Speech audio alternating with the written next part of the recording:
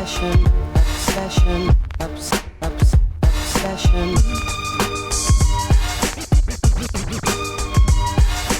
Aujourd'hui, c'était l'une de ces journées où dehors il faisait si mauvais que dedans il faisait bon.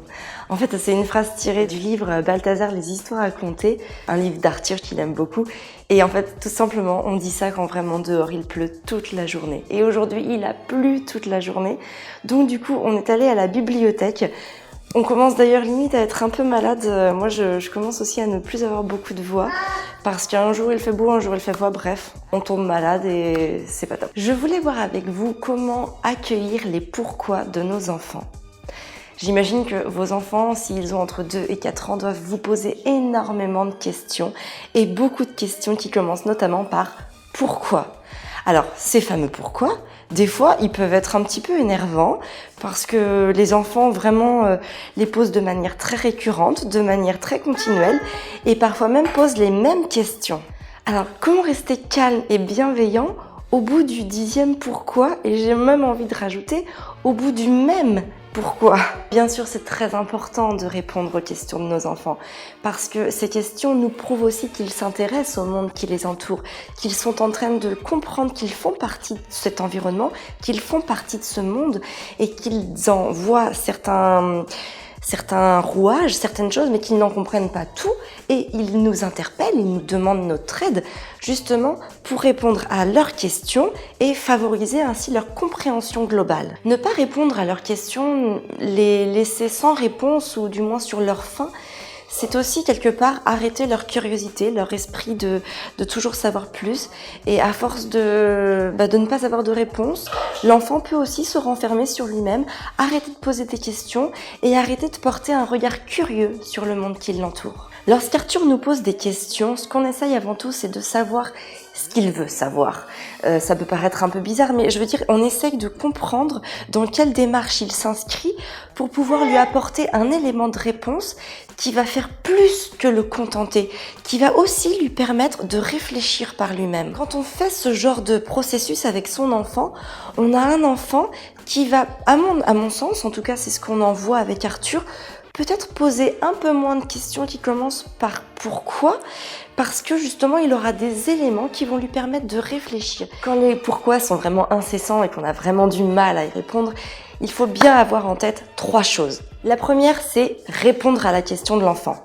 Ça peut paraître simpliste, mais toujours répondre à la question de l'enfant va vraiment lui permettre de continuer à poser un regard curieux et éveillé sur le monde qui l'entoure. La deuxième chose, c'est la question boomerang, c'est-à-dire renvoyer une question à l'enfant.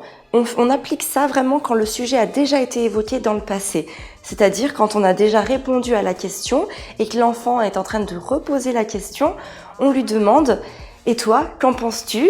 À ton avis, qu'est-ce qui se passe par rapport à ça ?» De cette manière, on fait vraiment appel au questionnement et à la réflexion de l'enfant. On peut aussi faire, par cette façon de faire, appel à sa mémoire, ce qui va lui permettre d'apprendre à vraiment réfléchir par lui-même et de se poser avant d'émettre une question. La troisième, c'est faire appel à sa réflexion. C'est-à-dire, pareil, il faut vraiment que le sujet ait déjà été traité, ou du moins une réflexion simple sur, par exemple, pourquoi il fait beau, des questions toutes bêtes auxquelles on répond très souvent. En tout cas, chez nous, la météo est un sujet assez récurrent.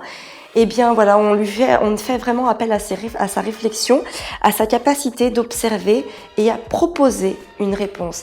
Et par rapport à cette proposition, on intervient, on rectifie, on corrige, on lui donne des éléments plus amples pour qu'il soit vraiment rassasié et qu'il ait en lui les capacités de cogiter. Et enfin, un petit bonus qui n'est pas forcément toujours par rapport aux questions pourquoi, mais chez nous, ce sont les livres. On aime beaucoup les livres.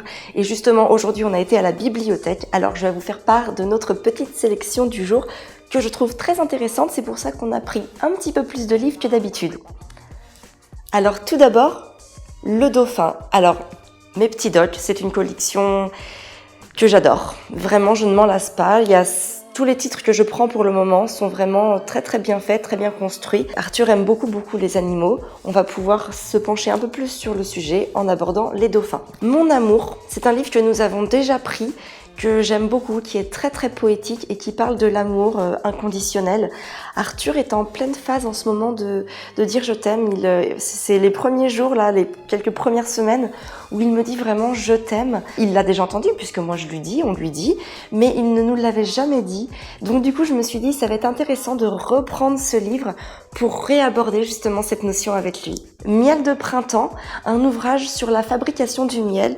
Nous sommes de très très gros consommateurs de miel, c'est le seul sucre que nous mangeons ou à quelque chose près. Donc du coup, savoir d'où il vient, savoir comment il est fait, je trouve ça vraiment très intéressant. Et enfin, 2 livres de la même collection, c'est la collection Au travail, un sur les chantiers, un sur la ferme. Celui-là, on l'a lu d'ailleurs à la bibliothèque. Voilà, ce sont 2 livres très terre à terre qui permettent à l'enfant d'avoir une vision plus globale sur des histoires qui peuvent se passer à la ferme et sur un chantier, histoire dont raffole Arthur. Sur ce, je vous souhaite une très belle soirée et je vous dis à très bientôt.